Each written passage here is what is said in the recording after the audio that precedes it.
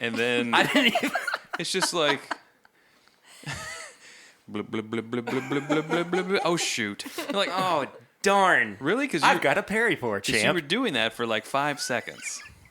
This is going to go great.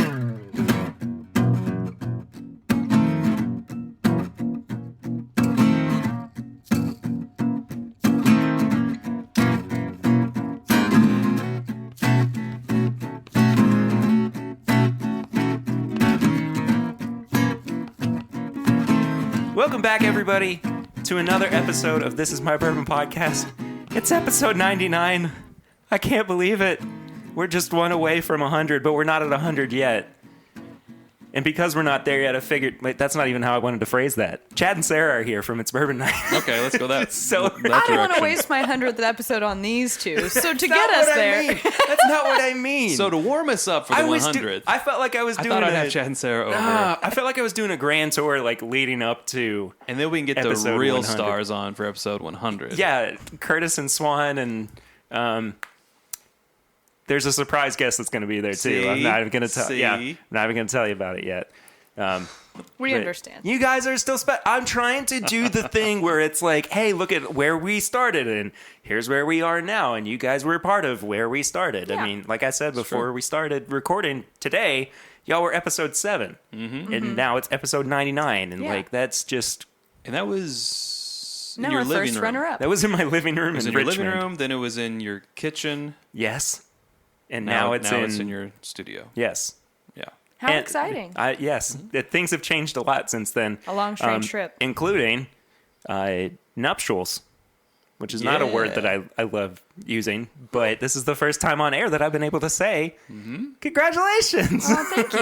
Yeah. to the Perkinses. I suppose this is the first podcast that we've done as a married couple. Correct. Now tell me, what's changed since Everyone you keeps said asking I that. do? Do you feel different? Honestly, no. Yeah, I And was why gonna does say- everyone ask me that instead of him? Well, I was They asked asking me. you. I was asking you both. No, really, they asked but me. Yeah. Do you feel different? No, I feel exactly the same. my left hand feels a little heavier. Yeah. No. I always just tell them I feel relieved. You know? Take that how you will, Sarah. No, I totally get it. Like, there's a lot of pressure put on you. Yeah. Up until then, people are like, are you excited? Are you nervous? Can you not wait? What are you thinking? How are you feeling? Do you think you're going to throw up? Do you still want to do it? And I'm like, can you back off me? I'm trying to be at the grocery store. The worst thing, too, is like, there's always that one person who's like, now, what are you going to do when something goes wrong? You know, like they're trying to Yeah. incite that fear in you. You're like, who are you, first of all? And Why would you do why this? are you, why is this That's a like thing that you think you need to ask? Right? That's like you go pick out a brand new puppy and someone's like, now, are you prepared for the final days of its life? And you're like, you would never do This that. is day 0. You would never say that to someone. No. So I don't know why people are like, well, if it doesn't last forever, what are you going to do? I'm like, What is wrong with you? I mean, Why that- would you ask me that question? That would be like if the minister put in like a divorce rate statistic. And we all know that 50% of 50%. marriages end. 62.9%. I don't know what it is. I think it is actually 50%. Is it 50? Yeah. Yeah. So look to your left and look That's to a your pretty right. And, You got a 50-50 shot. yeah. Well, my money's on you. So, All right. Wait, is that good? yeah. Okay, good. well, I'm just going to say cheers to not being in the 50% and being part of the other 50%. That's right. Yeah. guys. Cheers So- to the other 50%. Happy being married. And, Thank you. clink. Oh, also, we're Thank doing you. Flying Blind. This is some Oh. episode. Yeah. It is an episode. Twists and turns at every corner. Should I just go ahead and I feel like I should go ahead and tell you guys I what think it you is. just should because it's really tasty. It's my birth year turkey, which I didn't I hadn't shared with you guys up until now. Almost 2 months after my birthday. No, it's really good. Yeah, 86 proof. And this is just after we had my birth year turkey. That's right. Thanks to you, Perry, on the live show, the 1980. Go back and watch that as well. That's a 101 year, and it's fantastic. So I don't know if anyone told you, but my birthday's on Sunday. I was born in '89, so Yes, you it can is. just pull out that '89 turkey from wherever you've got it. I'm joking. I don't assume that you actually have one. Do I have anything from 89? I don't think I do. It's okay. It's a joke. I have some VHS tapes from '89. I've probably got some pre-fire that was distilled around that time. I accept. I'd have to kind of go through and reread the labels and everything, but Oh, man, we we'll take didn't, care of it. I promise. We didn't tell you about the pre-fire that we had at Bourbon and Beyond Sunday. You know, I keep completely What- forgetting what about now? that because that weekend was such a blur. I know, it was such a blur. the day after our wedding. We went to Bourbon and Beyond because we were like, "This will be fun," and it was fun. But You were people there, you like, saw us. "You're I was crazy." Yes. Yeah, we moseyed on over to the Silver Dollar tent. Oh, that Or- makes sense. Yeah. And so we were That in makes there, sense. and we were like, "What can we get for like a decent price that we can But either also never get like a anywhere else?" Or, Celebratory. yeah, a celebratory pour that we really can't get anywhere else or we haven't seen before, and it was called Bourbon Royal. Bourbon Royal. I think you have the better pictures of it. It was ugly. I've never even heard of that. I was Never heard of taking it. pictures just to get the sides. Just for the info. Yeah, for the info. But it was bottled in Kentucky by Bourbon Royal Distilling Company, which we know doesn't exist. Bardstown, Nelson County, Kentucky. So we think Heaven Hill. Heaven Hill. Yeah. And it had the, I'm trying to see if you have one in your cabinet. You know, the neck tag that was on the Heaven Hill 90s? Yes. And probably the Yeah, it had like VIBs. a collar. It had that Yeah. exact same collar. And it Yeah, was yeah. basically the same It bottle. was the same So bottle. It's Heaven Hill. We're pretty sure it's Heaven Hill. The Yeah.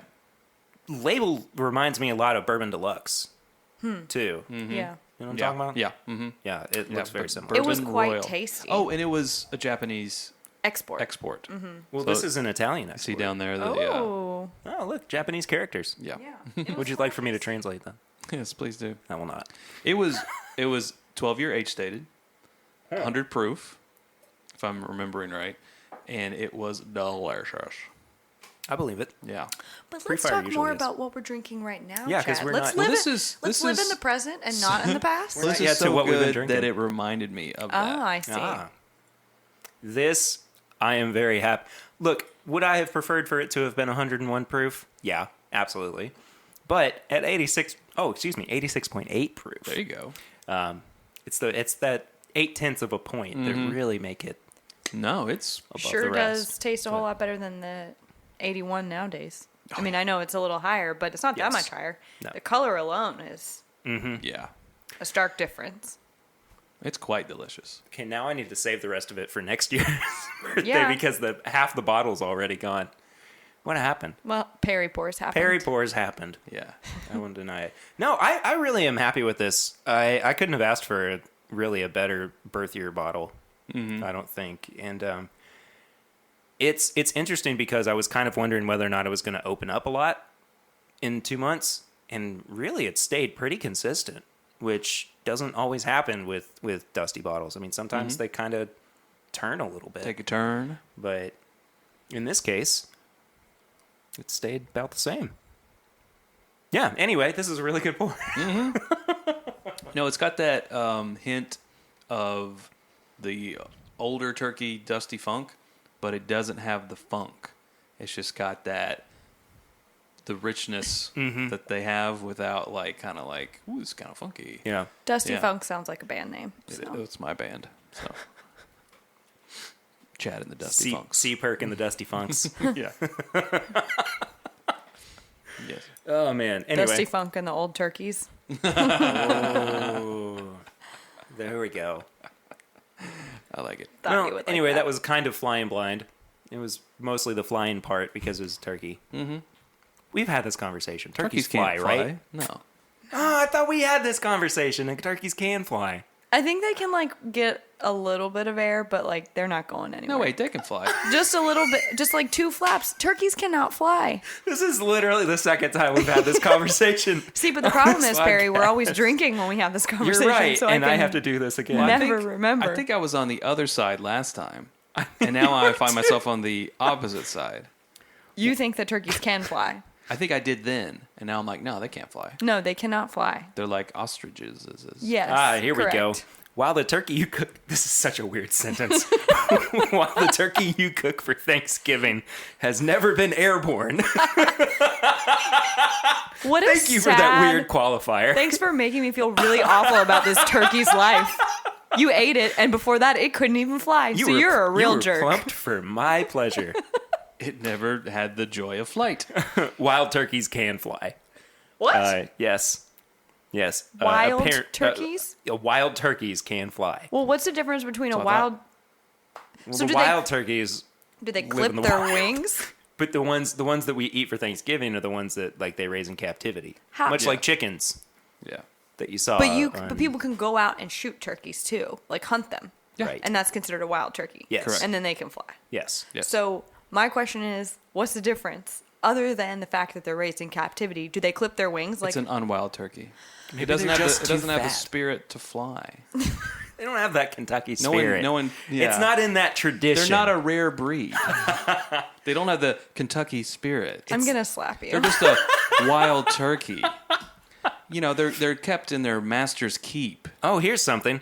They have to fly, however, because they roost in trees at night. What? I feel like this is the exact same reaction I had last time. Actually, I What? don't know if this was the answer that I got the last time that what we is looked this this up. source?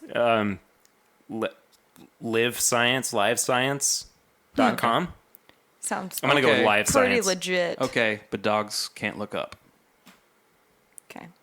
That- That's not true. That's from Shaun of the Dead. It was on the other day. Oh, And they were okay. having that argument, but dogs can't look up. Yes, they can. Anyway, flying blind. Flying blind. Hey, guys, what have you been drinking recently?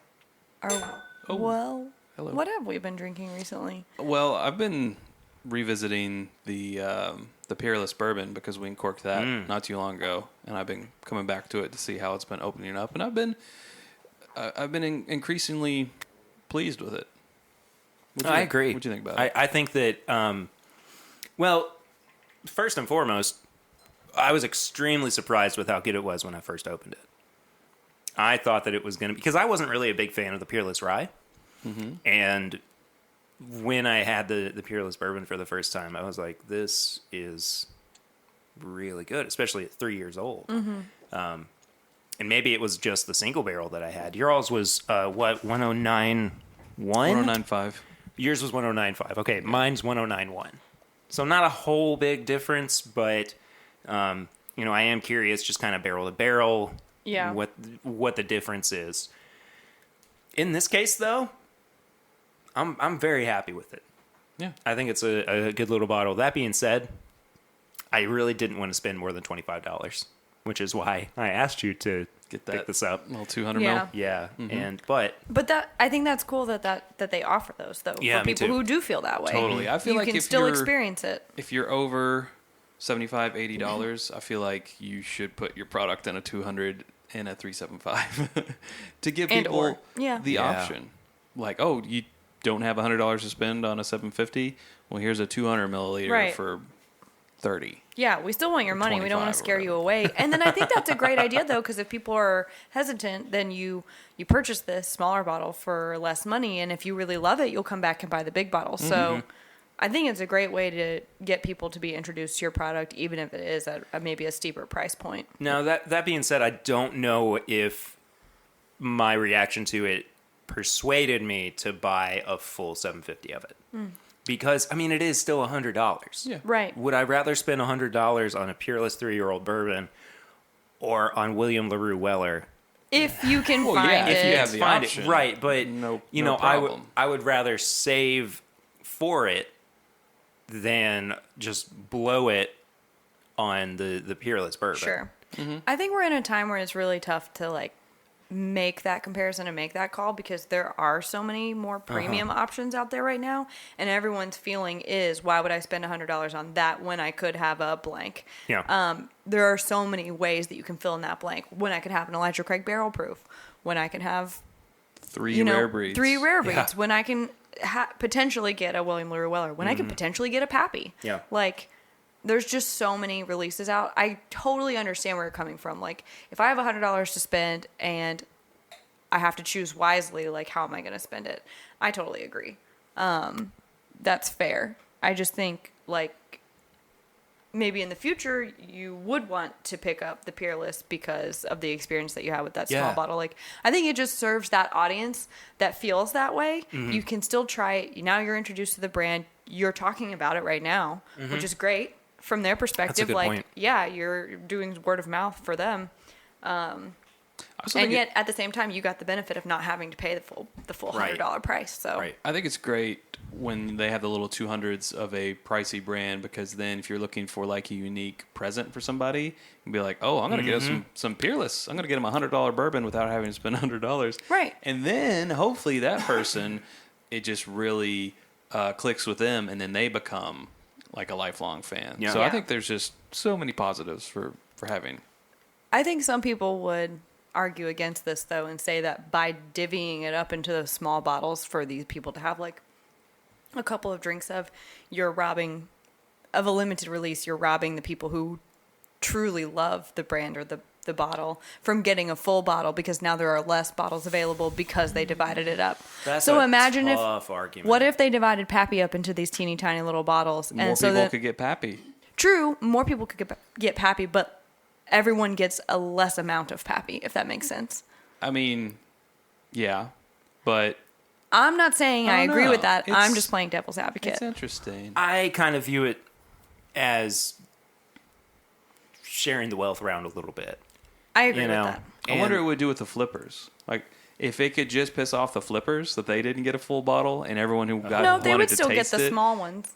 could buy it and taste it. I do think more people would open bottles if they were just 200 milliliters. I agree. I think people would open it, taste it, Yeah. and decide for themselves whether it's worth it. Because then they wouldn't pay have that secondary "Ooh, price." But it's $1,800 on the secondary. I could sell it. You know, if it's just like, well, I could get $200 for this, or I could see what this whole Pappy thing's about and actually open it and drink it. I haven't had a chance to ask you guys yet. We'll get back to what we've been drinking here in a second, but I haven't had a just found the chance topic. I haven't had a chance to ask you about what your all's thoughts were on the Van Winkle panel at Bourbon and Beyond, Yeah. where they came out and said that they spent money on lawyers to shut down the secondary market. Yeah. I see it from both sides. Totally. But I think I lean a little bit more towards the Van Winkles in this case. Yeah, I don't know. I would have to listen to that panel because I think it's out there, right? It's out. It it's is, on- yeah. Bourbon Pursuit put it Yeah. out last week. Yeah, I just saw the headline. I'd want to listen to the whole panel and hear people who have a lot more invested in it than I do to hear their points. But yeah, like you said, I can see it on both sides. It's good and it's bad, just like the secondary is good and it's bad. It's just It's the nature of the beast. It's not cut and dry. Yeah. Yeah. I find it interesting, and I also find it interesting that they came public with that. Right. Saying, it was us. Raised their hand and Oh, basically said, "We told." It was us. Yeah. We're the whistleblower. We got the whole class in trouble. Not like they have a brand. Didn't we have homework due today? Not Yes. like they have a brand that is going to suffer from it. It's not like people are going to be like, people are saying, I'm never going to buy a bottle of Pappy again. But you have the rest of the world that's saying, good, maybe I can finally get one. So it's not like they are going to lose sales over this. But so also- if anyone could do it, it's them. How many of those people that are saying, I'm never going to buy it again, have ever bought it in the first place? I mean, I don't know. Maybe 50-50. It sounds very hyperbolic in and of itself. I mean, so many people boycott things today. It's like That's true. until it's inconvenient, and then they don't boycott it Yeah, anymore. right.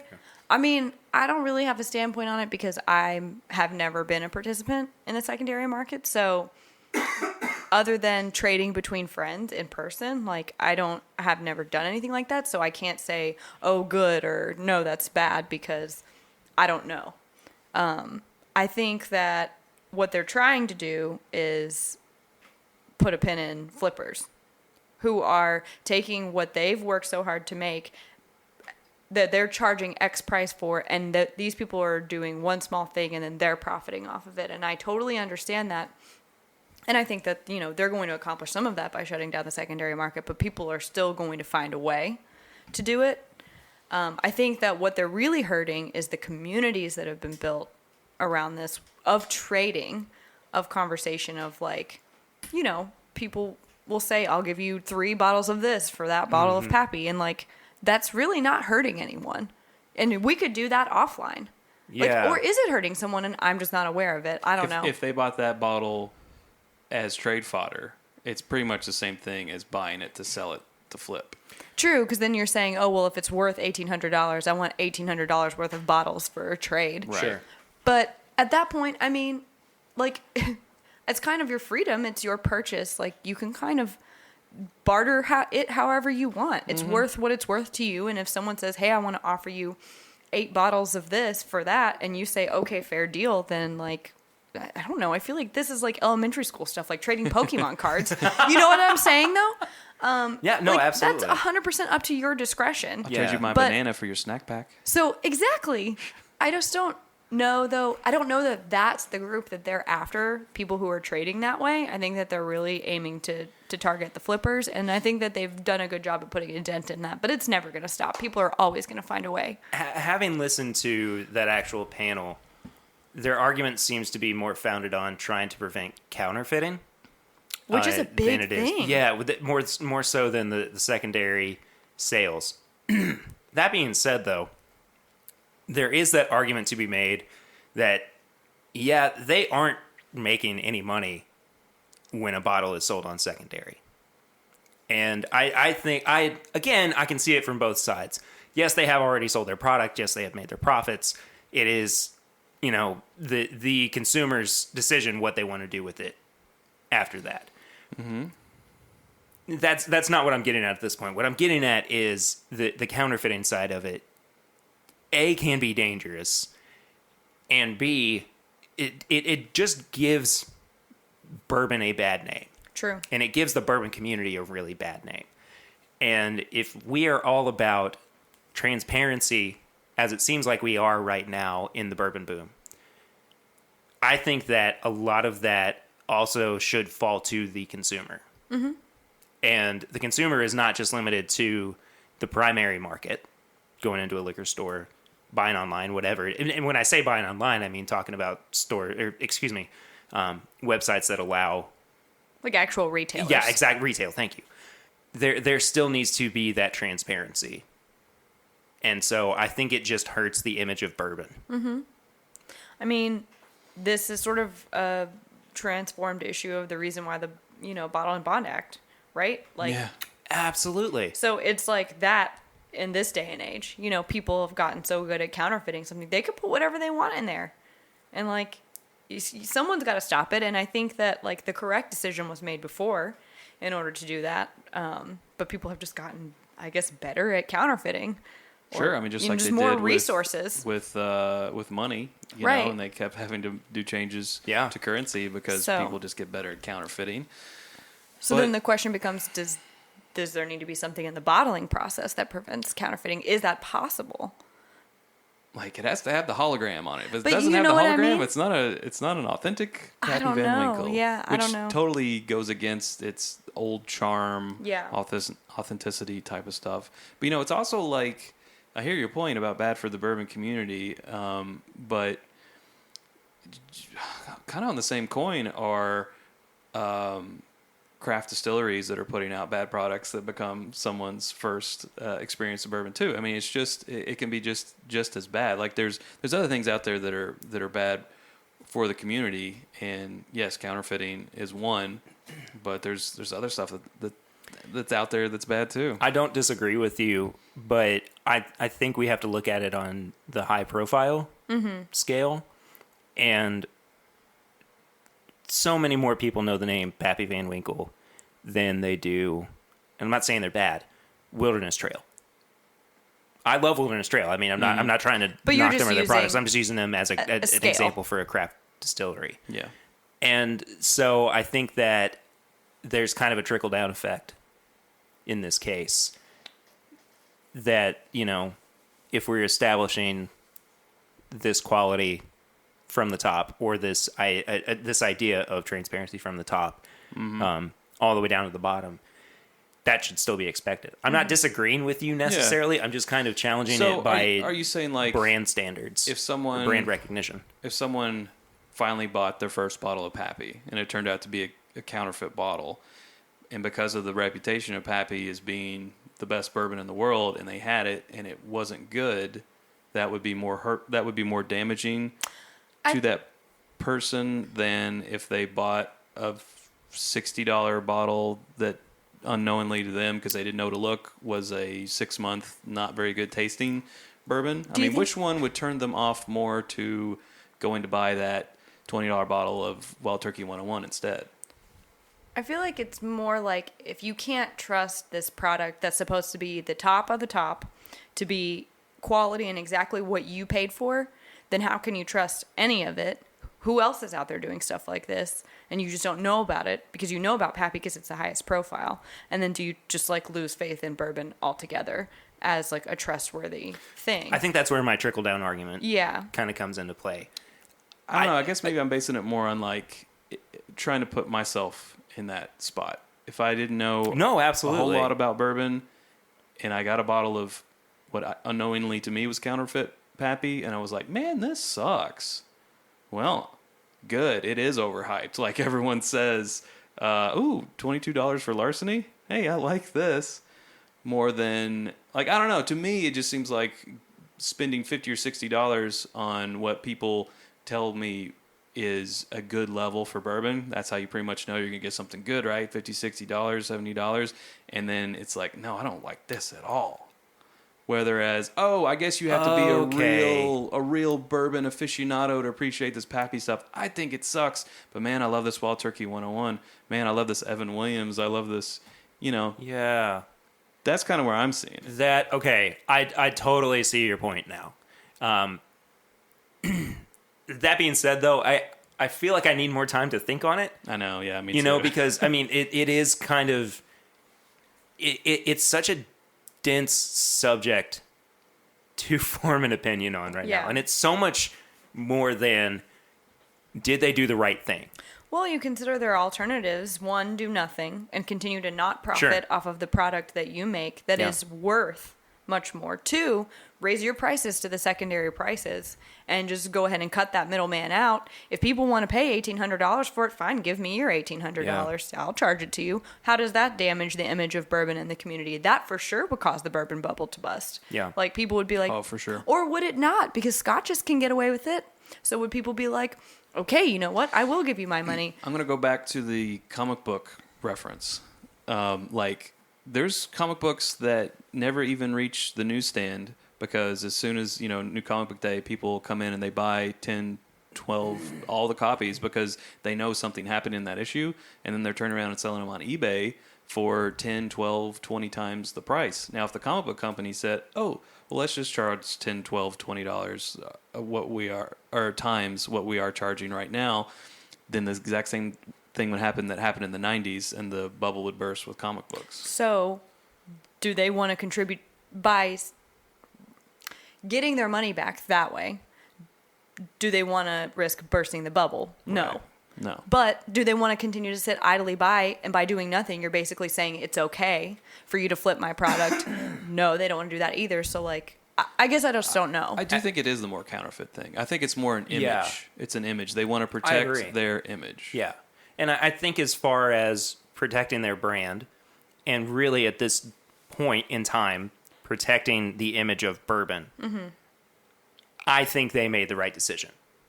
I think that given the two options of doing nothing or trying to protect themselves and kind of maintain this ever-growing love for bourbon, this ever-growing community that, I mean, there's a new bourbon drinker every single day. Yeah. I think they made the right choice. Right. Sarah is making the please, sir, can I have some more hands? Well, here's a question, though, real quick, and I know we're wrapping this up. If someone were to counterfeit it and they got sick, could they sue them?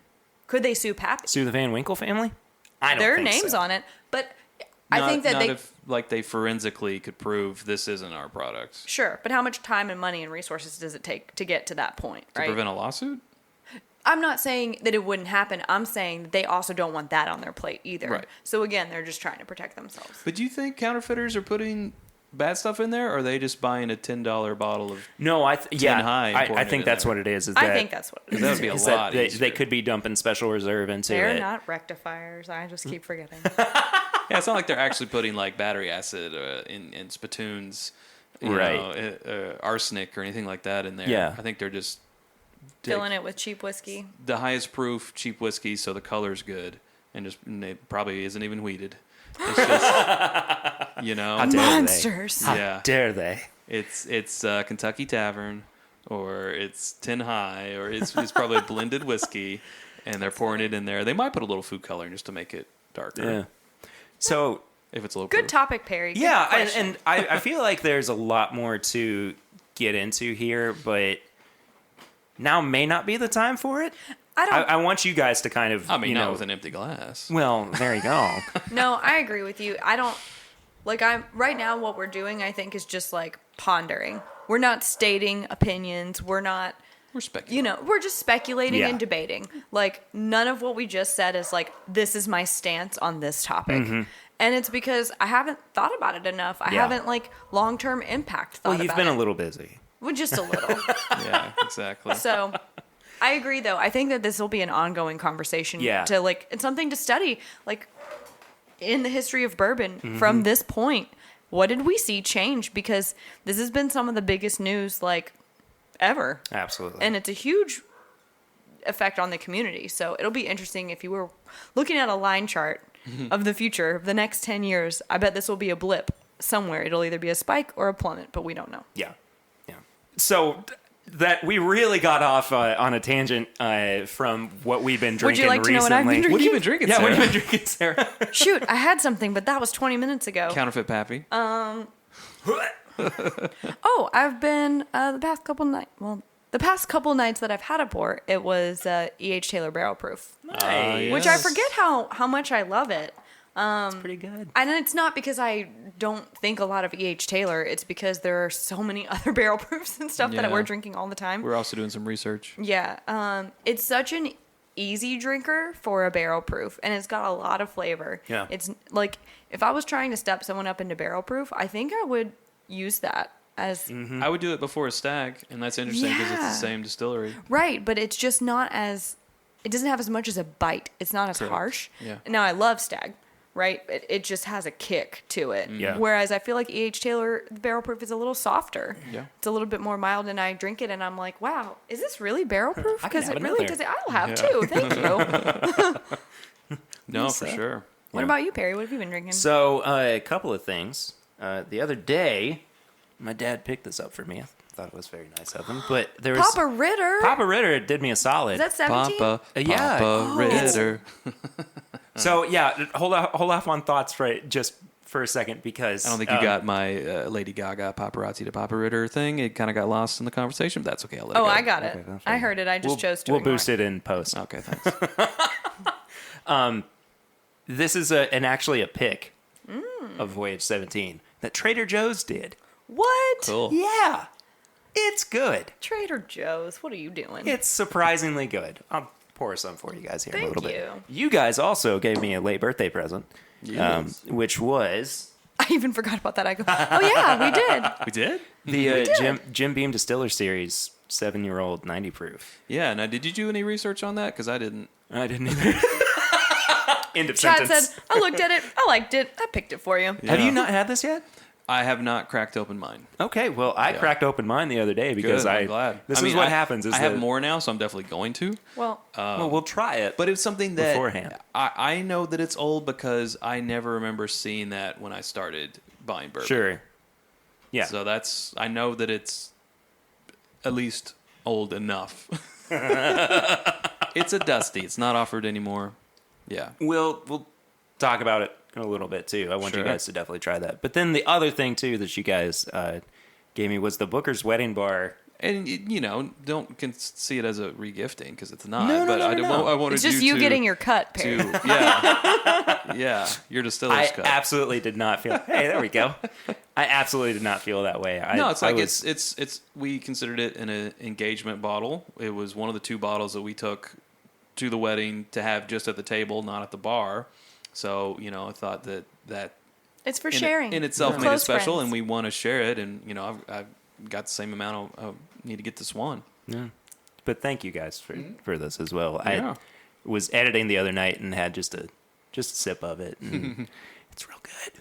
Yeah, it's good. It's real nice. It's Yeah. pretty tasty. Yeah. So for sure. we originally had something of a topic that we were going to discuss, but then I like realized, I like how they organically just come out. yeah. But so I feel like we had a good little discussion, and now we should drink bourbon, Okay. right? Yeah. So I have kind of amassed a few samples Yeah. from a couple of distilleries. And I figured we'd do kind of a review-heavy episode, which is something we haven't done in a while, if that's okay with you guys. I like trying new things. Yeah. Yeah. So this is really exciting, and I've had tastes of 2 of these 3 so far. As you can see, one of them is, well, fairly gone at this point. But I got so excited about it that I was like, I gotta try it. Yeah. So our first review of the episode is going to be, I'm so excited for this one, y'all. The Heaven Hill 7-year bottled and bond. Yeah. What? By the way, My beloved Heaven Hill is back. it has returned. It's a year older and it's more expensive. Yes, but we'll talk about all that as we kind of get into the review. I also want to say up top, all of these samples that were provided to me for free by Heaven Hill and Four Roses. So I want to say thank you all so much for sending those on. It really does kind of help us out a little bit in reviewing stuff. absolutely. Stuff gets expensive. I feel like we need one of those quick little disclaimer voiceovers that they speed up at the end, like opinions not affected by the. plus tax title and license. Remember FDIC. Yeah. Yes, exactly.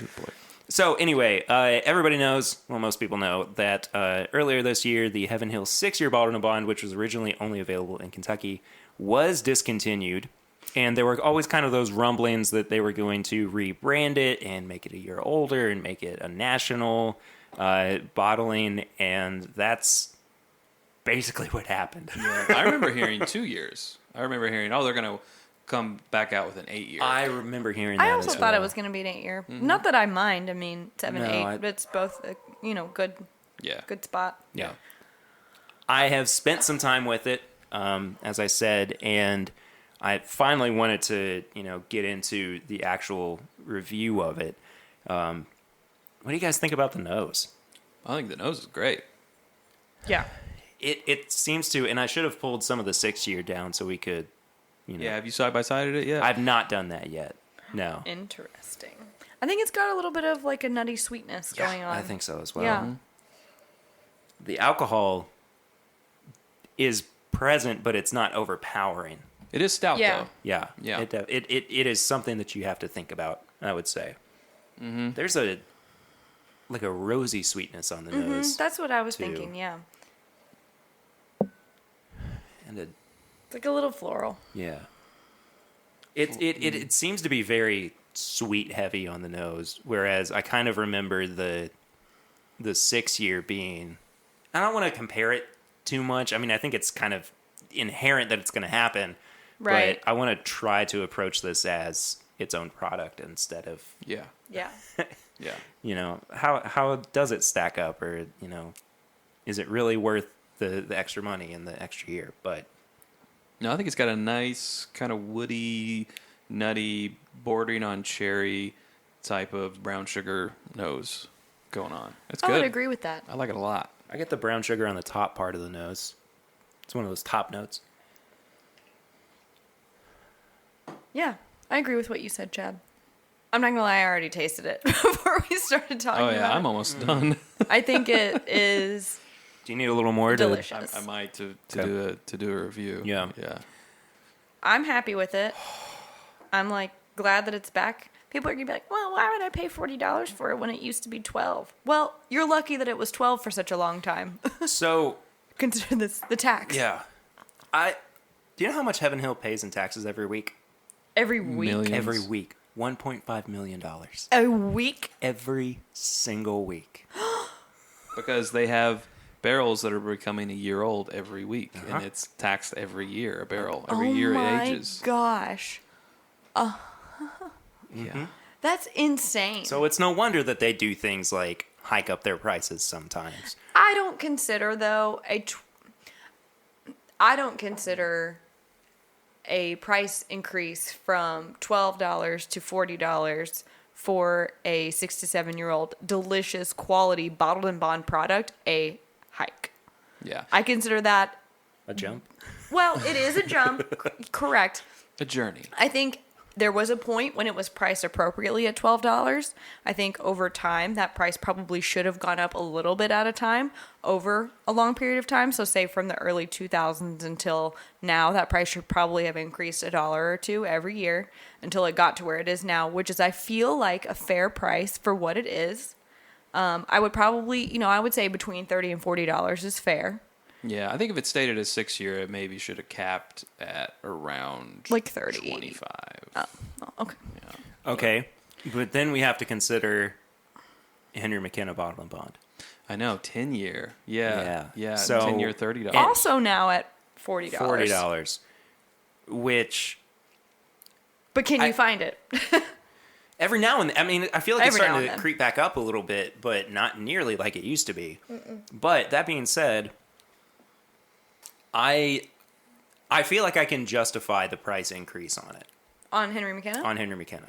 I feel like 40 to 45 is really quite reasonable for a 10-year-old bottle and bond bourbon. Like we were talking about before, in today's day and age, when there's so many limited releases at $100 a bottle, I would gladly pay $40 a bottle for Henry McKenna. Yep. I would also gladly pay $40 for a bottle of this. I think it's great. It's probably a little bit more than I would want to spend. I would probably, again, like I said, only want to spend a maximum of like $35. But it's not like I want to spend more money. I'm just saying compared to That's other true. things of the same price or higher price, this is a great product, and Yeah. I understand why it's priced the way it is now. Yeah. I could cry about it all day, but no one's crying about how Rare Breed is $45. Yeah, it's just it's always tough. It's tough because No one you- likes change. You incrementally have these adjustments. You have bookers go from 50 to 70 or 75. Needed to happen, but it's tough. You have this. You have what's happening in McKenna. And then, this kind of, to me, reminds me of what Buffalo Trace is doing with Weller. They can't turn it up as much as they want, so that's why they come out with the CYPB. That's why they come out with the full proof, those type of things. So they can sell it. It's a new product, so we can set the price instead of increasing it, by $20 like they wish they could because of its popularity. So this is the same thing. They couldn't take the 6-year BIB and turn it up to $40, so they had to discontinue it, put another year in it, put it in a different label, and say this is a new product at $40. So I understand it. Yeah, here's where that kind of comes into play for me too. I feel like this is a more finely crafted product than the 6-year was. This tastes refined to me. And like they were selecting from a smaller number of barrels for the batches. Not to say that the 6-year didn't have a lot of depth and wasn't great, because it absolutely was, but there's just something extra with this that really seems like they wanted to put that extra effort into it. I might be the outlier on this one, guys. You don't like it? I like it. But you don't think see it- the I like value it a in it. lot. It's reminding me a lot of the 6-year. And it does taste more refined, like you said, but it tastes more like, I don't know. It has a bite to it, which I enjoy, and that's what I liked about the 6-year. It's got some chutzpah in it, but it doesn't feel like as refined as I think maybe it might be to you guys, for the price especially. I for the same price, a Henry McKenna 10-year I think is a lot more. The edges are softened and rounded off than this guy. This to me tastes more like a $25 to $30 bottle. I think someone would disagree with you about a Henry McKenna, because some people would say I've been burned by a Sure. bottle of Henry McKenna single Sure. barrel, and while I've had some really great ones and I do like it when I find one that I like, Yeah. I'd rather have this, which is dependably the same taste that I enjoy. No, and I was over here motioning to Perry, like, where is that bottle? Let's blind Chad with it right now. No, I'm in that camp a lot too because I prefer the E.H. Taylor small batch over the single barrel because I've been burned on an E.H. Taylor single barrel. So I completely get that, and I'm in that camp a lot of times too. And we finally got a bad bottle of McKenna. So yeah, it is tough. What I'm just saying is, I don't know. For memory, there isn't as much of a difference that I can remember in it. For me, I don't. But I like it. Don't get me wrong. Yeah, I you like it. I'm not necessarily saying I think it's so much more refined. Like, it's miles different.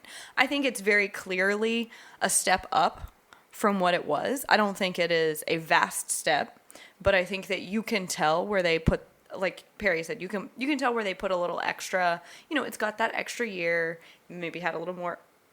They're treating it a little bit more like the status that it is now versus that $12 ugly bottle that sat on the bottom shelf for forever. Yeah. Right? It's getting a little bit more attention and care, and I think that comes through. But Sorry. yeah. A little bit off topic, but not totally. They changed the label for the Heaven Hill 80 proof. What did they change it to? It says Quality House on it now. The green? Or what's No, the white label. White label. It says Heaven Hill Quality House Kentucky Straight Bourbon Whiskey. That's weird.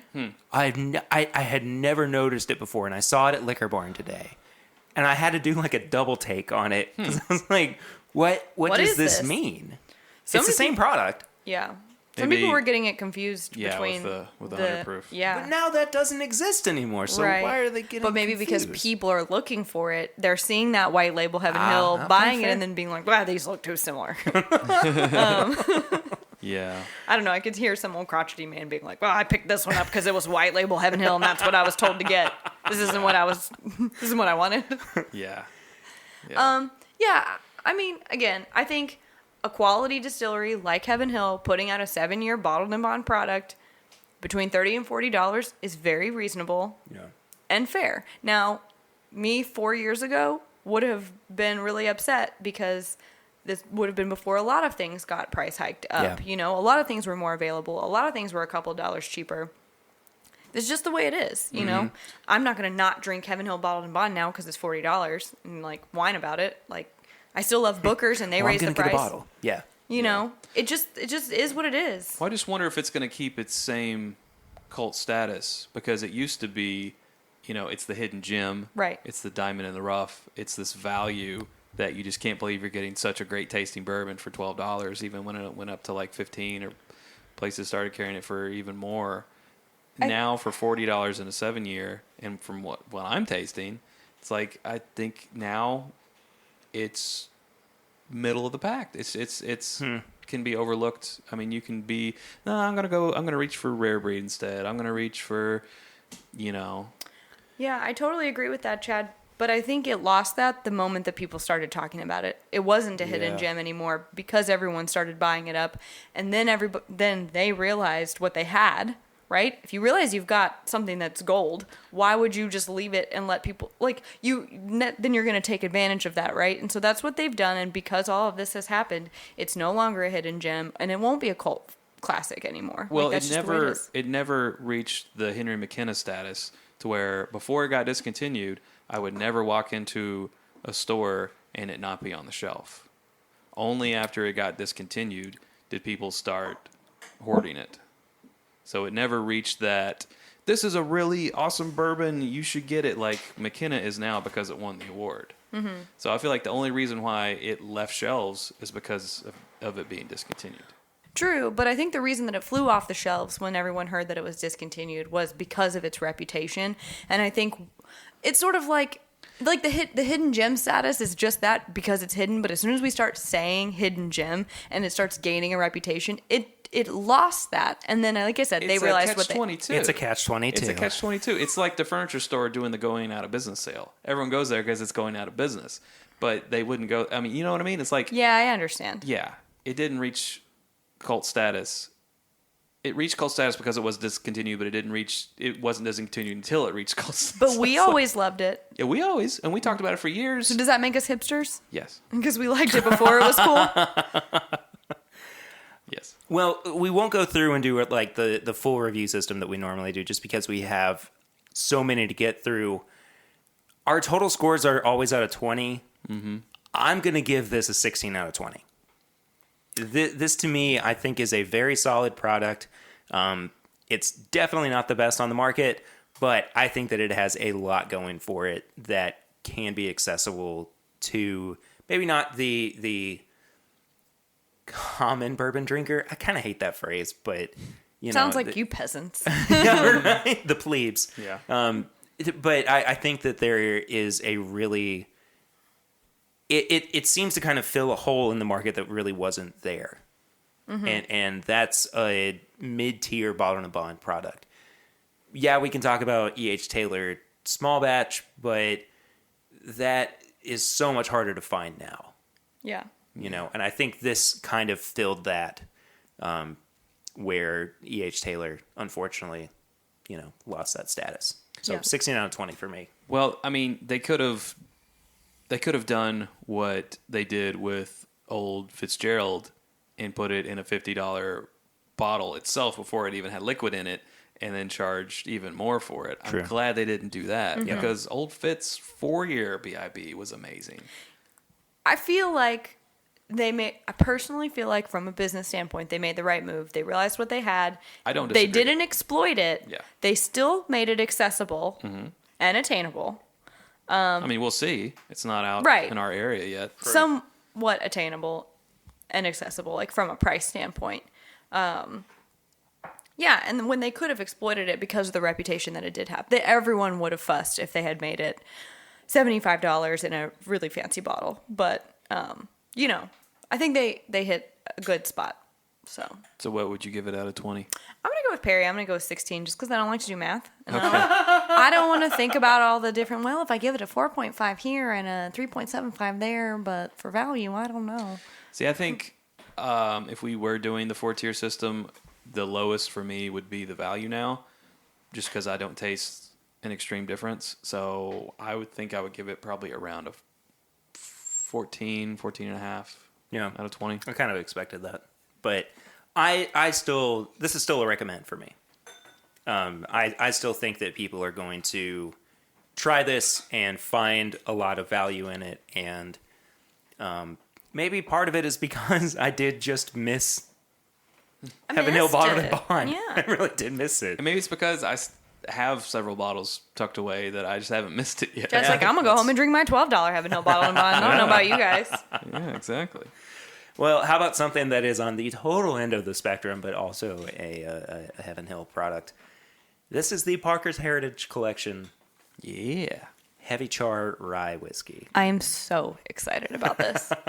Once again, this was provided to us free of charge in a sample bottle from Heaven Hill. So thank you all again. 105 proof? 105 proof. Yeah. Yes. This is in number 5 char. Yeah, Barrels. I was at the Turn it up cooperage to 11. where these barrels were made and Oh, charged. that's right. You were talking about that. Mm-hmm. Yeah. They said around a minute to just a little bit past a minute. Holy smokes. I mean, you got to understand, though, I'm just excited to see any rye product come out from Heaven Hill because of how much I adore Pikesville. Yeah. Yeah. And I think we have to talk about Pikesville when we talk about this too. And we'll get more into it after we try it. But Sure.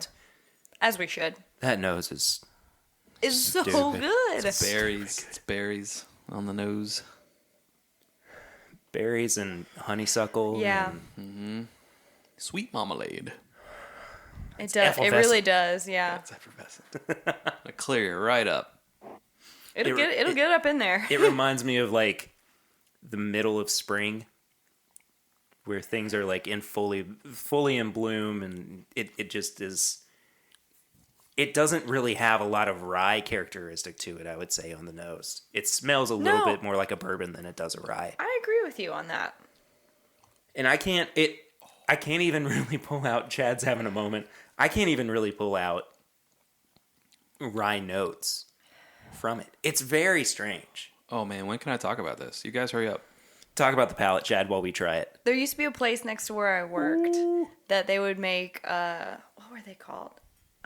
like cranberry orange muffins, and they had like a caramelized brown sugar on the top of it, and it had that like delicious breadiness, but it wasn't like, it's a muffin. It's sweet, and it's got cranberry, which has a little bite, and it's got the orange, and it's got like just like a light baked deliciousness. And I get that on this nose, which, like you said, is strange for a rye. Man. But wait until you taste it. I'm getting winter mint. I get it towards the end of the palate. It's a long finish for sure. You know what it kind of reminds me of, Sarah, is the Cornerstone rye. I mean, they're both ryes, but sort of like it's a elevated rye. It's Interesting observation, Yeah. Chad. They are both ryes. In the same price point, too, ish. That's interesting, though. Yeah. Because now, that creates a this or that kind of. So this is... That just gave me an idea for an episode. I'm sorry. Yeah. This or that? I know. I've had that idea. Damn, Chad. Yeah. This is $150. Cornerstone's $175. Yeah. I haven't officially reviewed Cornerstone yet, but the first time I tried it, it did not hit the mark with me on the first sip.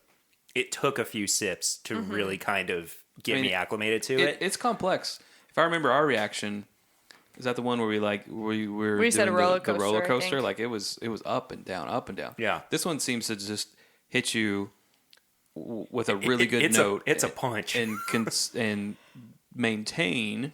It's a note with sustain. You hear that? Yeah. Hear that sustain?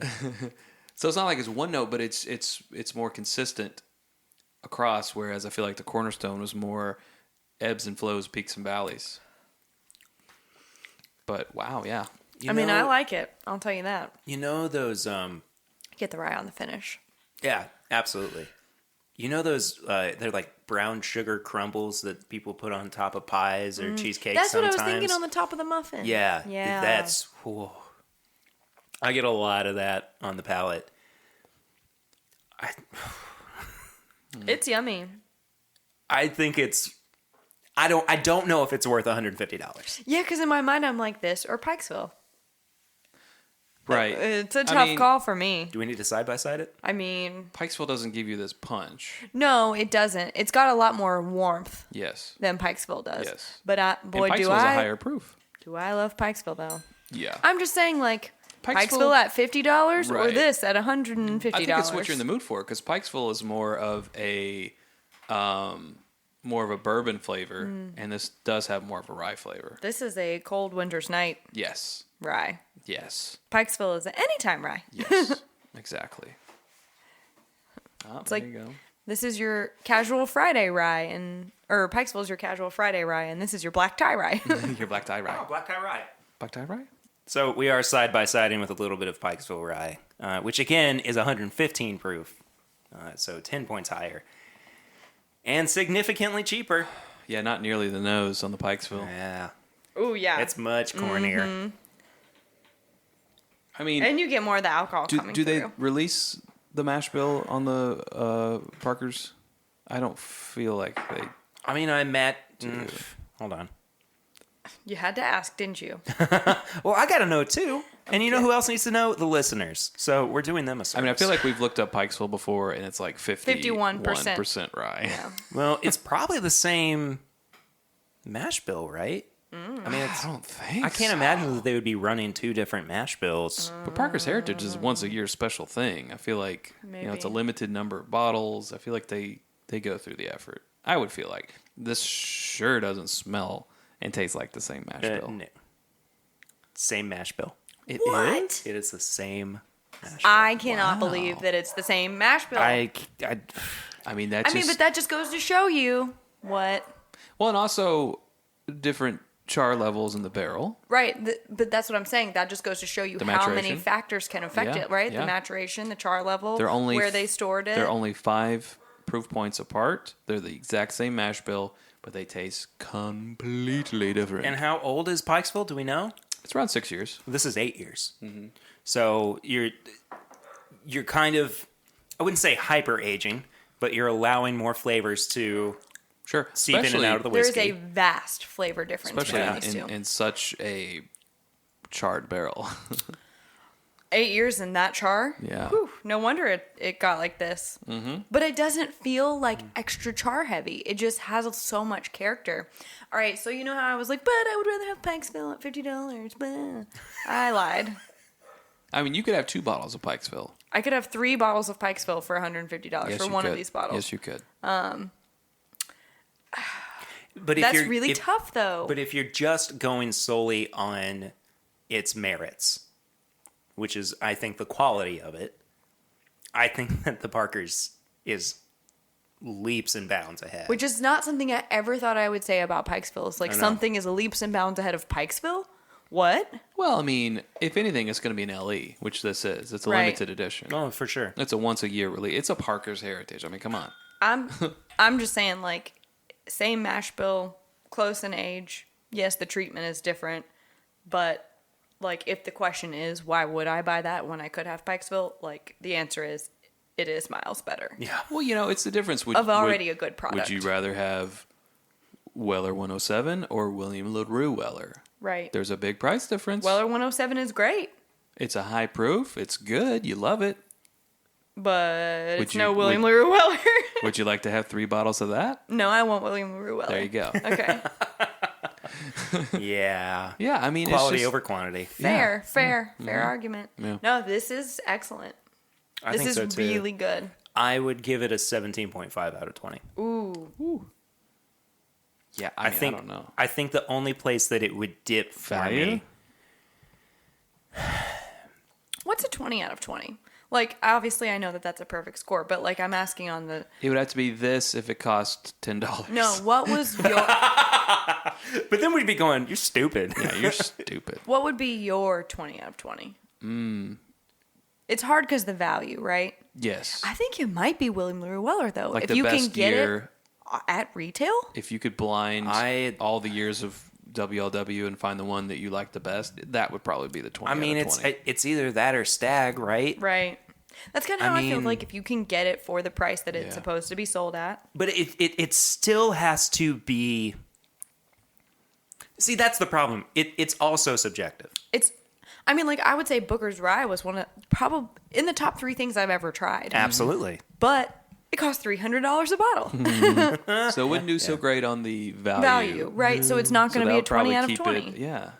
Ugh, a 20 out of 20 is tough. But I guess you have to have it, or otherwise How do you measure? the system is flawed. Mm-hmm. Yeah. I was going to say, like, originally I was going to be like, oh, I'm going to give this an 18 because it's so excellent. But you're right, the value.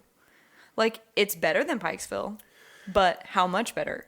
$100 better? I don't know. I got it.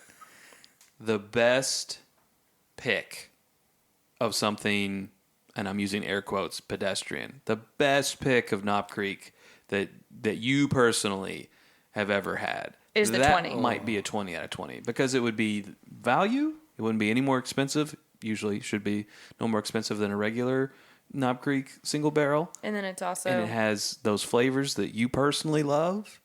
And that could be a 20 out of 20. Interesting.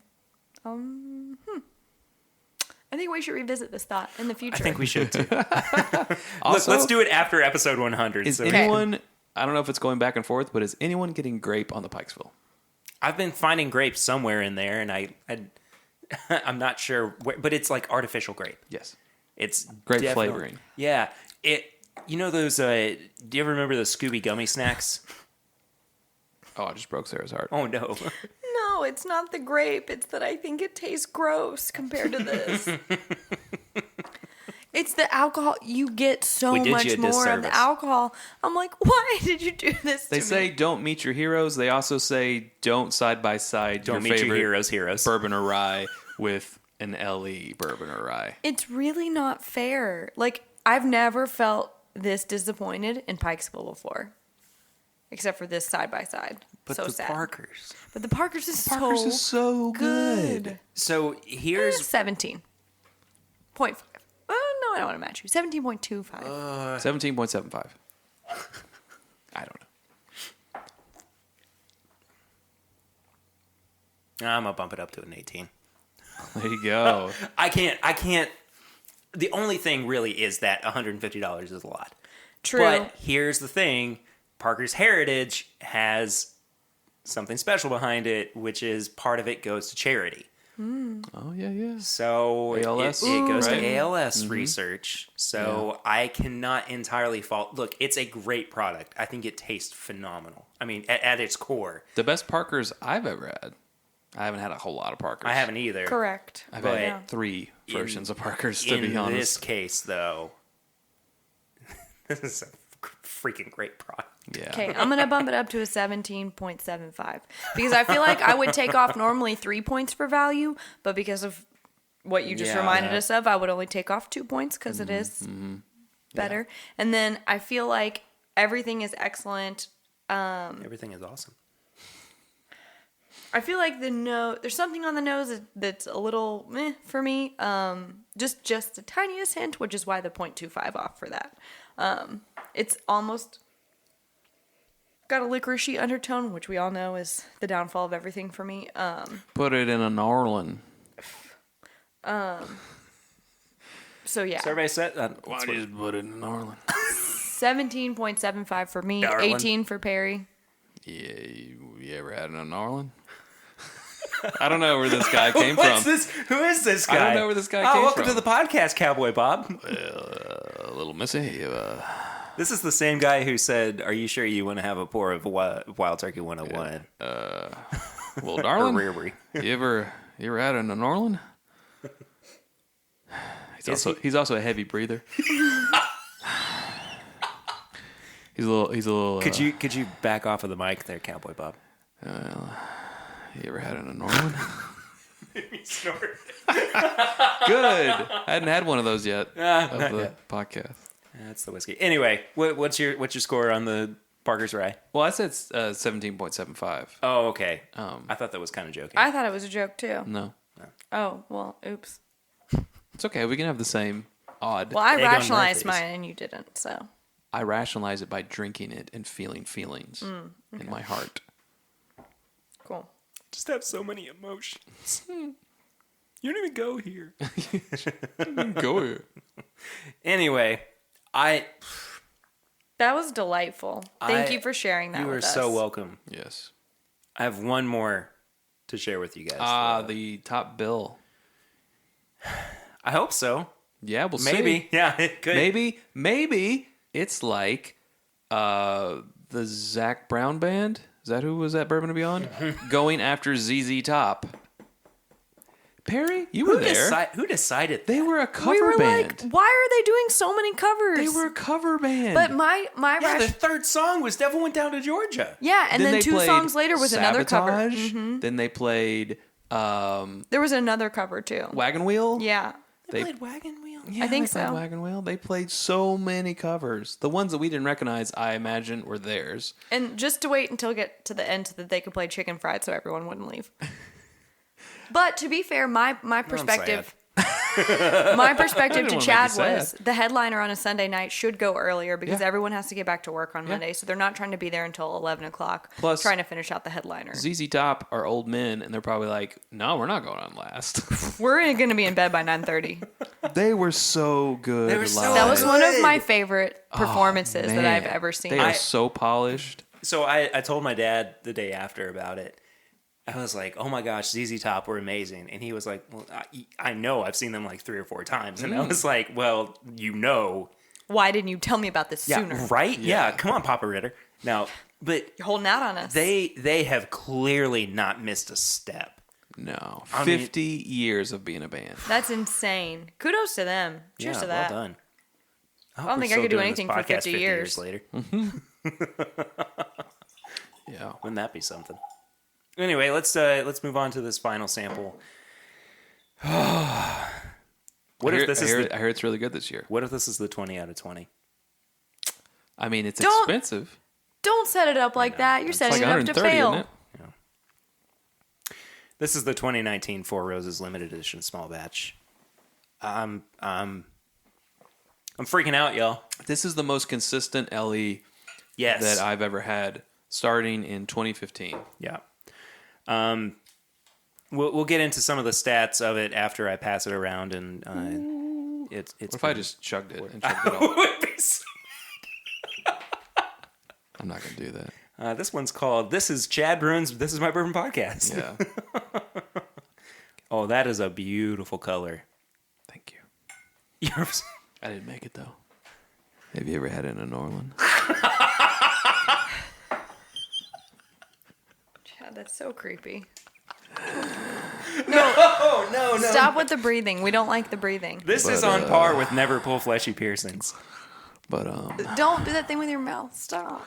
have you ever had it in New Orleans? That's my guy. That's all he says. It's one of my new characters. He's have you ever had it in New Orleans guy? He's road weary. He's been around for a while. He has dry mouth. He's driving. That's because he's been on the road for a while. He needs to exercise more, obviously. He's played by John Goodman, I think. Yeah. Well, he's in shape now. He lost a lot of weight. He's in good shape. Okay, so John Goodman in the In Roseanne Big era. Lebowski or I was gonna say Raising Arizona era. Oh, brother, where art thou? yes. Oh yeah, he was in Big that Dan. movie. Big Dan. What are you getting at, Big Dan? I don't get it, Big Dan. Son, you're a man of few words, but when you it's something. When you speak it right to the point. I like it. Anyhow, Fort Rose's small batch LE from 2019. Oh yeah, let's talk about the stats behind this. Oh man. This is a blend of 4 different bourbons. I guess we'll start from the top. 21-year-old OBSV, 15-year-old OESK, a 15-year-old OESV, and also an OESV at 11 years. And it's at barrel strength, 112.6 proof. I get a little butterscotch. I get a little bit of country. I get a little bit of rock and roll. Man, no, yes, butterscotch pie. Yeah. Sweet butterscotch.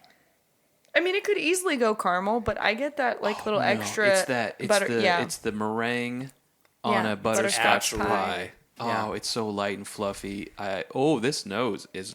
You know 5 how out of like 5. when meringue sits for Wow. a little bit, it gets those little like beads of sugary Yes. vanilla. Yeah, that. And it's cooling in a windowsill. Someone get this man some pie Oh stat. my god!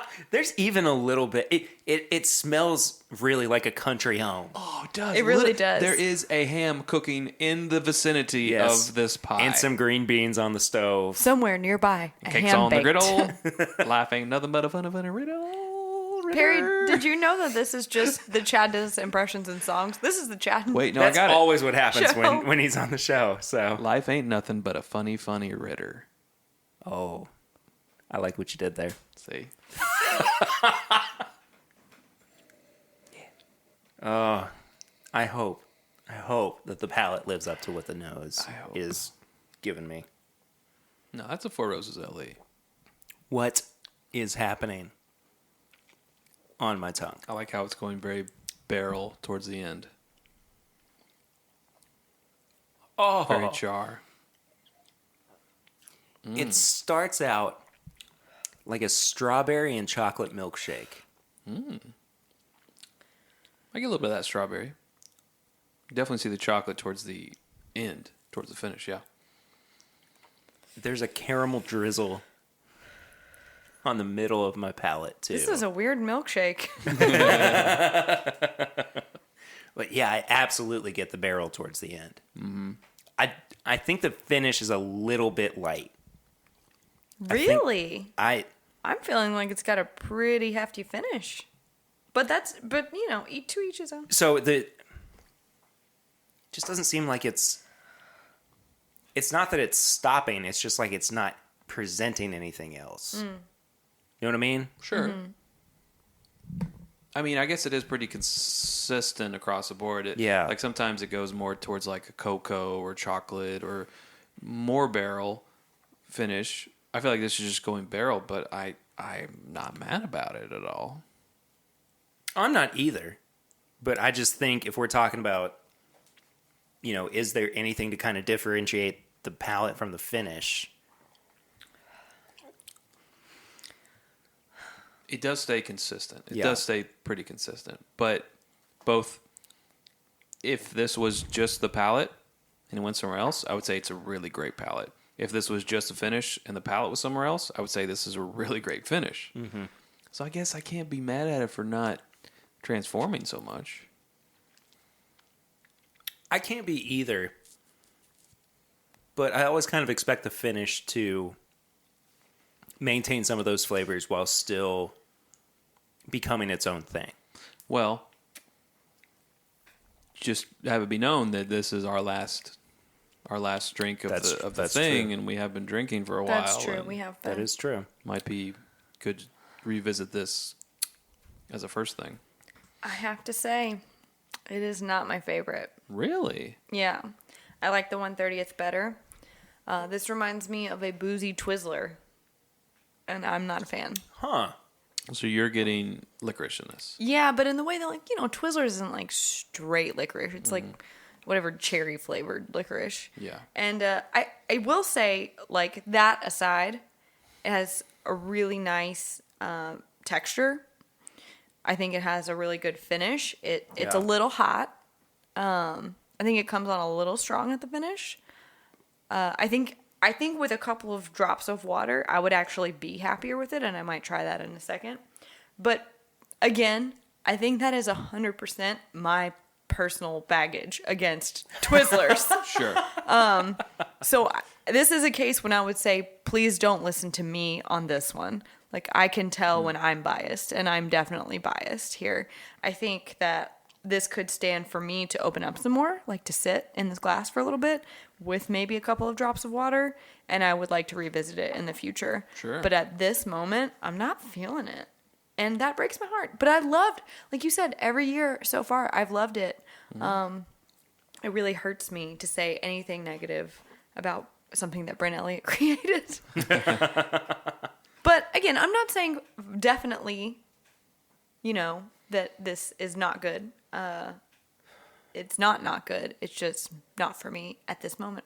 To me, it's reminiscent of the Al Young, that 21. The Al Young had 23 Oh, in it definitely has the Yeah. sweeter notes that Al Young did. And like the tobacco and leather Yes. that you're getting from the older in there is present, but it's not like a straight up 21 or 23 year that's just a saddle, that's just Worn oak saddle. and saddle. It's not Clint Eastwood's face, it has the good parts of it, but then it also gives you the typical Four Roses fruit and fruitiness and sweetness and the high rye punch. It's interesting that you say high rye because there's only one recipe in here That's has the 35%. high rye. Yeah. I mean, that maybe- being said, though, 20% is still Yeah. fairly high rye, but at It is. 35%. Yeah. 20% in Buffalo Trace Land would be very high rye, I would, I would like to know the percentages that went into this. I'm not sure that I'll ever find out what those percentages are, but I would be curious to know how much of the 21-year-old high rye Yeah. had an effect Right. on the overall I product. feel like you have to use the 21 year sparingly. Yeah. So cost analysis would indicate that it's probably the least. If we're going by that, it probably has the most of the 11 year. Could Maybe, you maybe imagine not. If it was like 50+% the 21-year-old. My God. There wouldn't be very many bottles of it. Or if it definitely was wouldn't be $100. 90% the 11 year, and then the other 10% was the other three. But Sounds a little young to me. I don't think so. I mean, when is 11 year young? Yeah. I like it a lot. A couple of drops of water really opens up some of the darker notes on it as well. So that I added a couple drops, like 3 maybe. Yeah. I was having Added struggles about to 4 get or them in there. 5. And even what it's done in a short amount of time for me is like opening it up and improving it, in my opinion. Yeah. So I would like to try this at another time when like I can let it sit in the glass with, a few drops of water for a little bit longer of a time. Because I actually think that for me, that is on the right track to get it to where I would need it to be. I want to say something too. I don't feel like my palate's been killed even with the two that we've had before. 3. That being said, though, I mean, I would still like to try this, as a first or second drink. Mm-hmm. Now we did have, I mean, when you count the Pikesville, we had 2 ryes before this. True. And I'm picking up kind of a minty note, but I don't know if it's from the rye that we've had or if it's from this. Mm-hmm. So I'm not sure. But I just added a few drops of water too, and I'm gonna see what's what. I really liked it without water. I like it more with water. I agree with you. I like it more with water. Yeah, but maybe not for the same reason that you do, Sarah. Sure. Because, I mean, you were kind of on the fence about it without water, but I think with it, it really starts to lean into the dark notes. I get more sugary sweetness with water. Really? Yeah. See, I'm picking up a lot more of the kind of barky, tannic notes. I'm getting more like just like cornbread and sweet savory now. Cornbread. Yeah. But I'm also not completely trusting my palate right now. My tongue. We also have had some high proofs. This itself is a high proof. I'm feeling a little Fatigued? fatigued. Yeah. Yeah. Not completely, I don't... but yeah. I feel a little put through the paces, a little bit. But I mean, I still trust myself. Yeah, I would hope so. I was going to say, I mean, like, I still feel confident in my ability to rate this. Mm-hmm. And that's what we're doing, right? We're doing the Yeah, we're gonna never pull fleshy piercings. Do you want to actually go through all 5 or 4 on these? I'm going to go ahead and say that I'm going to sit this one out. I don't feel comfortable rating this at this point. Like, not because I'm like, oh, well, I don't want to say anything bad about it, so I'm just not going to say anything. I really do feel like I need more time with this to give it an accurate rating for myself. So it's like you have a cramp and you want to stay on the bench. You don't want to be out there on the court. Yeah, I guess. Okay. Like, where I'm at right now, I know I like it with a few drops of water. I feel like I need to explore that more. I think it has a great mouthfeel. I think it has a great finish. Exceptional. Exceptional mouthfeel. I know that it is limited and I know that it's pricey. So, like, these are all things that would play into it. But that initial flavor for me was like a ding. And I don't think that will be the case once I get to explore it to where I want to. So Gotcha. I kind of want to take some time with it. So we'll do something we've never done before then. We'll put a pin in it. It took 99 episodes. It did. We'll put a pin in it and we'll come back to it. Maybe, we'll do a bonus episode where we actually, give the review of it, or maybe it'll be on your live stream or whatever, Sure. where we actually, Sure. break it down. Mm-hmm. I'm comfortable with waiting on this, but if I had to give overall first opinions, I would say it's pretty good. Yeah. Not even pretty good. I just feel like I was going to give the nose alone a 4.5. Yeah. I think the nose is Was exceptional. out of this world. Yeah. I did really enjoy the nose. The rest, I don't know. In value would probably also be the lowest. But it's like, I don't know. You have to pay for exceptional whiskey, right? So You do. Who's to say? Was this about 130 again? Well, I thought it was closer to 100. I thought it was normally like around $120, $130. Didn't you get a bottle? Yeah, but it was with 2 other bottles. So he can't remember how it I broke up. I just paid the bulk. I thought it Or was the- like 120 also. 120? Yeah, it may be up to 130 nowadays. Yeah. This website says that it's $2,000. I don't think that's right. That's insane. Oh, that's the Well, 1/30th. What? Hey, Chad, there's a... Oh, no, it's gone. I think I have a signed 130th that's unopened. Oh, my. No, Chad. But no. I love it. I love it. I would never do that. 140. Oh, It's gone up. $140. Yeah, I feel like it was, last year's was 130. I was 120 when we stood in line that first year together. So I think it's gone up like $10 every year, maybe. Or just about. Just about, yep. Yeah. I mean, yeah, price would be the place I would ding it the most. But also, like you said, I mean, in an age of limited releases that are all $100 plus, can you really fault it for being right there with all the other, premium limited releases? Like, no, you really can't. Especially when just this episode we were talking about Parker's Heritage at 150. We mentioned the Wild Turkey Masters Keep Cornerstone at 175. Right. This one at 140 is actually the lowest. Yeah. No, I'm second guessing everything. Oh, man. Don't do that. We're not going to do episode 100. It ends at... No, I'm just kidding. I quit. It's over. Just couldn't do it. No, I am starting to agree with you, Sarah. I do want a little bit more time.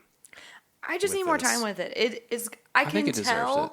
that there is not that there wasn't a lot going on with the Parker's Heritage, but for me, it was just easier to read. And again, Chad, I don't know if that's because we've had multiple pours or what the deal is. I can tell that there's a lot going on here, and I know that there are things in there that I like, and I can identify those things, and I can definitely identify the things that I don't like. However, I could see with the water where it's got a lot more potential. Yeah. And instead of just giving you a flat, I think it deserves a 15 or a 14.5 right now, I think that I would actually like to provide a more helpful answer. Sure. If that makes sense. No, I agree. Instead of just I like totally throwing agree. up some number to you because I think that I have to right now. Like, I'm just going to take the time that I need. So you can be patient. I mean, That was There's a follow-up collective that'll you. happen after this. it's definitely good. I think so too. Yeah. But as far as like final stamp of approval, not quite ready to give it just yet. All right. Kind of ended with a dud there, but Nah. No. I And see, that's what I'm afraid of is that people will think, they think it's bad because they won't give a score. no. I think that this is a good indication of how whiskey tasting should go. Is that I agree. Don't expect that you're gonna love everything right off the bat or hate everything right off the bat. It invites you to take time with it. It invites you to savor it and really understand what it is that you enjoy about it or dislike. And so this is just kind of us putting that into action. Yep. And so we'll reconvene at some point here soon. I think as my voice revisiting cracks. things is one of the most important parts of doing something like this, of Yeah, just I like agree. tasting and reviewing is like, you've got to go back to things, even if it's like, I hated that. Go back to it again. Maybe you might not. I mean, if Chad had never revisited Wild Turkey that he did 101 that he did not like initially, we would never have found a favorite staple for our house. Like, Absolutely. I think that it's important. So Yeah, for sure. So come back another time for us to let you know what we thank you. Come again. really want to. Yeah, thanks. But we ain't done yet. Oh. It's the segment that Chad always forgets about, tips and bits. I remembered this time. Oh, I've got did one. You? Oh, really? Yeah. Me too. Okay. Y'all go ahead then. My tips and bits is going to be a podcast that you can find on Spotify. I was talking to Chad about this yesterday. It's called Hidden Brain. Okay.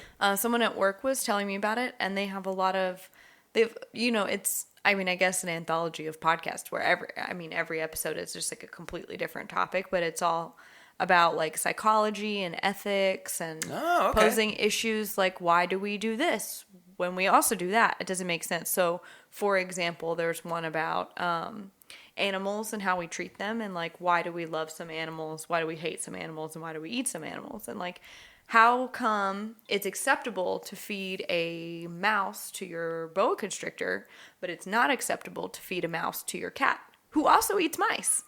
But you would never feed a mouse to your cat, and why is that? And it just kind of explores the ethics of like, why do we have no problem stomping on a spider, but you would not stomp on a butterfly or a mouse, for another example, like. Or maybe you would. I don't know. But, like, there's just, like... Hey, don't stomp on butterflies. It poses questions. There's another episode that explores, like, how people... how when you identify with things that are same to you, your perception is definitely changed. Yeah. When you can relate to someone in some way, either they're a part of your group, whether it's gender or race, religion, community, Sports team, politics. Like, a lot of people are saying, like, Association bias. you associate politics almost as your sports team, and that's why people have gotten to the point where they're so like basically it's like fandom for their side because it's part of that. It's become part of their identity. And so to separate themselves for it is to lose a part of their identity, and they can't do it. Anyways, there's just like a lot of really cool things that make you think like that on there. Right. They explore the opioid crisis in one, and like, how do we respond to safety measures knowing that they're there and can save us? Do we take more risks because we know that they're there? Right. And is that a good or a bad reason to have them? So anyways, there's a lot of really cool topics. It's called Hidden Brain. Hidden Brain. Okay. Yeah, I think you can find it on iTunes. It's also on Spotify. They've got a lot of episodes. They're about 35 to 45 minutes each. I really enjoyed it. I've binged like 8 of them so far. Nice. Just because I'm super interested in all the things that they explore. Nice. So that's my tips and bits. Well, mine isn't as deep as yours. But it never is. It never is. Since you did a podcast, I'm going to do a podcast, and not that this is hidden to anyone. Speaking of hidden brains, but I've been listening to Conan O'Brien Needs a Friend. That's a great podcast. I love it. Yeah? Yeah, It's really good. it's really good. It's really good. I've not heard it yet. I mean, he you can tell he gets a lot of his guests that he is actually friends with. So it's interesting to hear how they go out to dinner with each other and their wives or husbands, depending on the guest. And like, I had no idea that he and Lisa Kudrow were friends since before Friends days. Really? And that she was the one who gave him the advice when he was like, I don't know if I should take this talk show gig or not. And she was like, no, I've seen it. I know that this is what you're meant. This is what you're meant to do. You need to do this. And he took the Conan gig basically because of Lisa Kudrow, And it's just things like that you find out.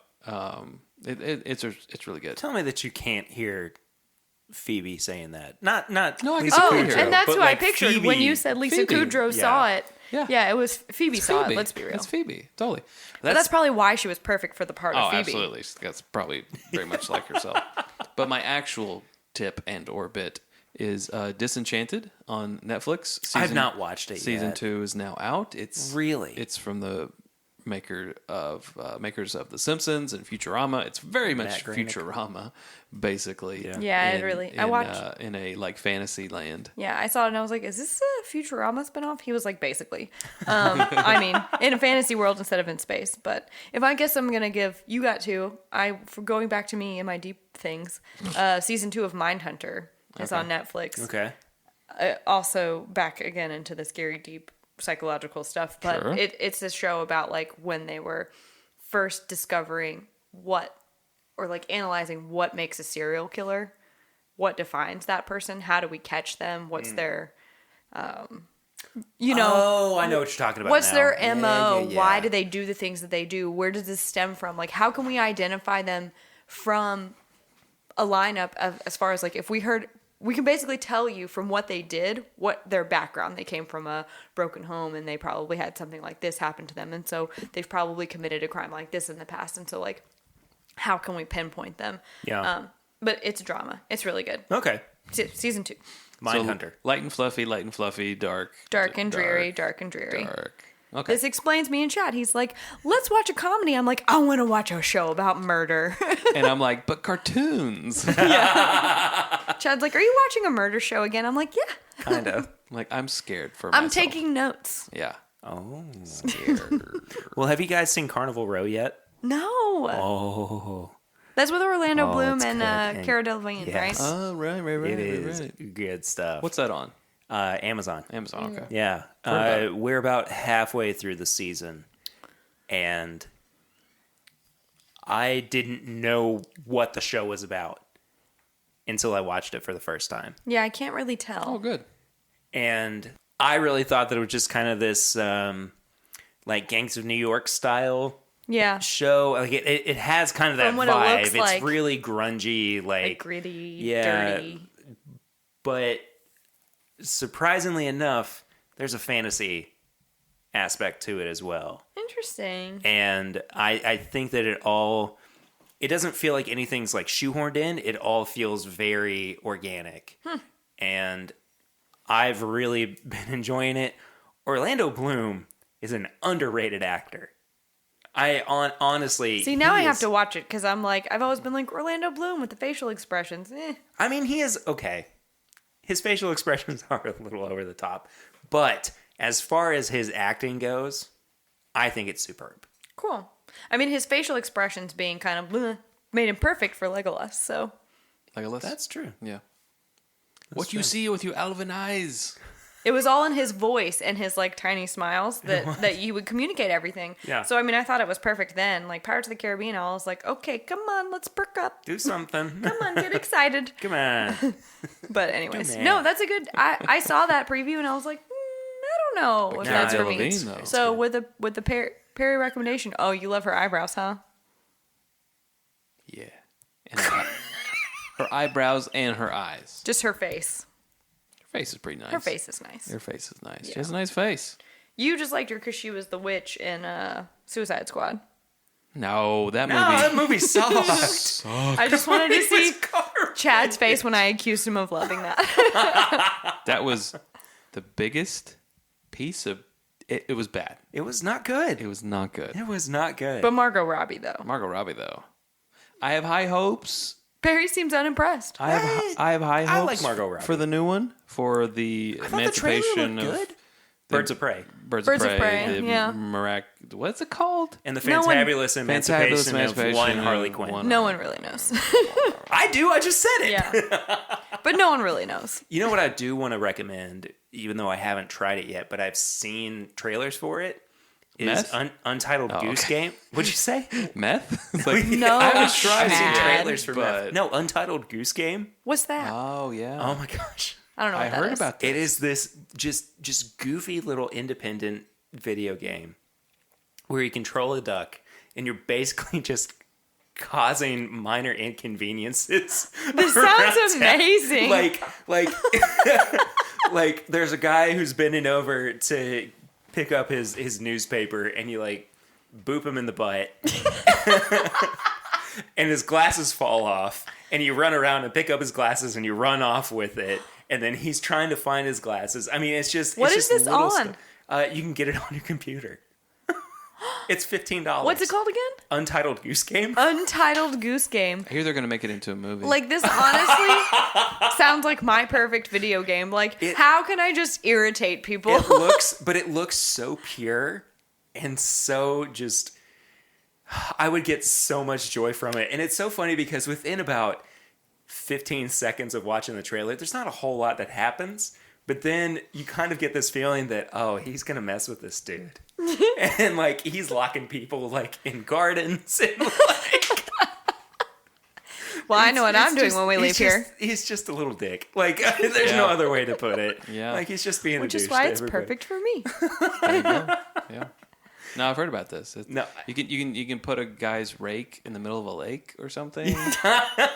It's just- Perry, I have to say, I think this was the best tips and bits that we as a group have ever had. I think Yes. so too. Yeah. Yeah. Very good. It had its highs and its lows. I but brought the lows, so. well, I'll you bring brought it back up. the serious and depressing. Well, some of us need that. Yeah, I guess. Anyway, thanks everybody for listening to episode 99 of This Is My Bourbon podcast. Chad and Sarah, y'all have been here since the beginning. Yeah.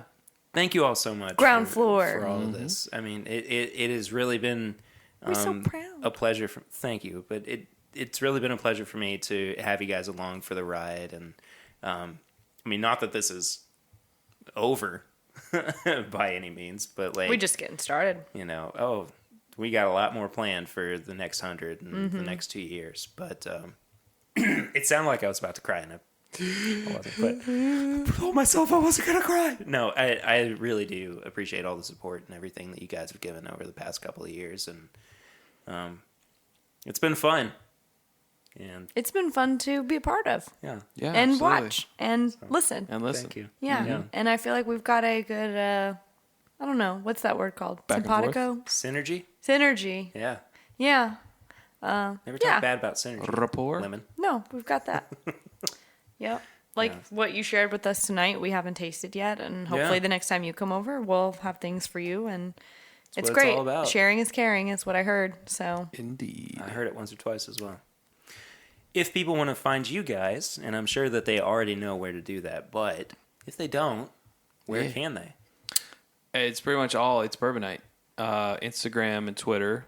Instagram is the real place to follow. It's at It's Bourbonite. WhiskeyAmbitions.com is our merch store. Where you can. We should now have the bourbon America's Only Native Spirit shirt. The sizes back in there. Back in stock. Back in there. There's Facebook, obviously. There's Facebook. There's Patreon. Yep. Patreon.com/ It's bourbon. It's perfect. Sorry. I thought we were going to do it in stereo. The people like it when that happens. Fine. And that's it. Well, YouTube is the big place. YouTube.com/bourbonite. Yeah. I have nothing to add. Okay. We do a little podcast, but it's only on Patreon. Yeah. Yeah. It's the Drink More Bourbon podcast. The Drink More Bourbon podcast. Which you Maybe said we that. should just call this the Drink More... Oh, sorry. Never mind. What? Nothing. No. Oh, she has pulled back from it. Okay. It's an idea, but it's off topic, so I'm just going to reserve that for later. Fair enough. For next time. Thank you all so much for listening now through 99 episodes of this show.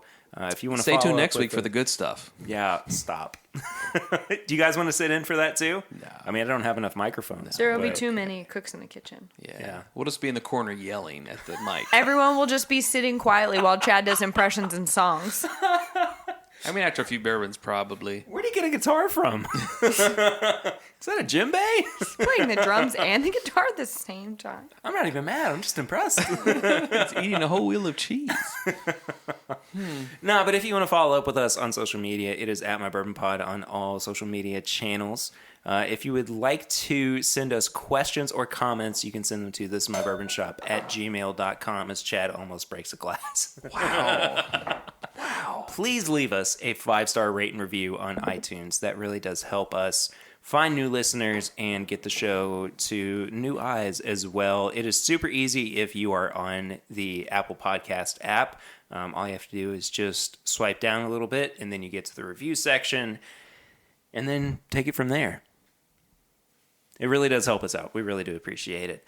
You can find all of our apparel and merch at bourbonshop.threadless.com. Where we are going to be having a 100 episode anniversary sale going on here soon. So be on the lookout for that. If you're not yet a part of our Facebook group, it is This Is My Bourbon group. So just go to facebook.com, search for that. There's just a couple of questions to get you in there. These two are a part of it as well. It's a lot of fun. We get to hang out and talk about different bourbon topics and things that are going on with the show. And then last but not least, patreon.com/mybourbonpodcast. For as little as $1 a month, you can become a patron of the show. That really does help us out. I know that $1 a month doesn't really sound like very much, but we really do appreciate it. There is a lot of work and planning and all that goes into making this show happen. And, we don't want to stop after episode 100. We don't want to stop after 2 years. And the support from you guys is a big part of what keeps this show going. There is, of course, no pressure to support the show if you cannot do that, but any and everything that you can give to us does help a whole lot. I don't know how to end this one because I'm like... Peace. Later. Just drop the mics. I'm just, I'm so excited for next week, and it's going to be big. It's going to be crazy and different. And Triple digits. There are surprises that are coming along the way, and you guys aren't going to want to miss it. So, cheers to episode 99. Cheers to Chad and Sarah. It's Bourbon Night is now married. I got 99 problems, but bourbon ain't Bourbon one. Night ain't one. Yeah. Thank you all so much for hanging out for this episode. Thanks you, for Perry. having us. You're so welcome. Well, I will see you next week for episode 100. But until then, I'm Perry, and this is My Bourbon Podcast.